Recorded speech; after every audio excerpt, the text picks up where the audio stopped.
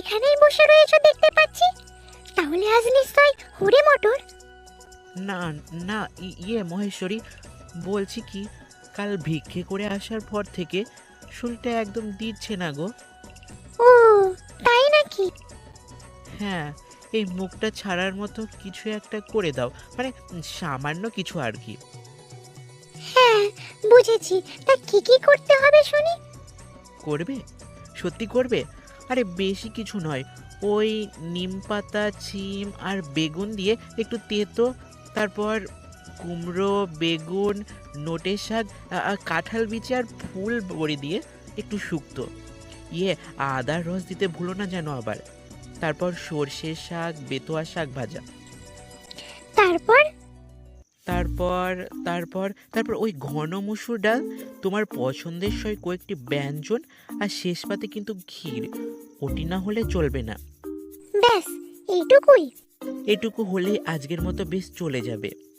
আচ্ছা। বলছি, এগুলো রাঁধবে নাকি কনসার মা? রাঁধবে নাকি? দুই একটা সাগরিককে ডেকে আনি তবে। কতদিন ভালো মন্দ খায়নি ওরা। ও, শখ দেখো না, শেষ পাতে আবার ক্ষীরও চাই। শোনো, তোমার ফর্দ মিটিয়ে রান্না করতে গেলে তোমার ত্রিশূলটা আজ বাধা দিতে হবে, বুঝেছো? হ্যাঁ, কি বলছো কি? ঘরে একটা দানাও নাই, আবার ফর্দ হচ্ছে। বলি ভাত ডাল কোথা থেকে জুটবে শুনি? কিন্তু কিন্তু কাল যে অত কিছু ভিক্ষে করে আনলাম, একদিনেই এত কিছু সব ফুরিয়ে গেল।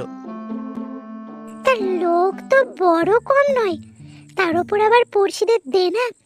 এসব মেটাতে মেটাতে আমার হাড় কখানায় বাধা দিতে হয়। এবার দয়া করে ভিক্ষে করতে বেরোবে কি?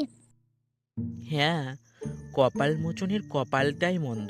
আয় রে নন্দী, ভৃঙ্গি, ভৃঙ্গি, আমার ত্রিশূলটা আনতো। রাগের মাথায় আবার ওটাকে না বেচে।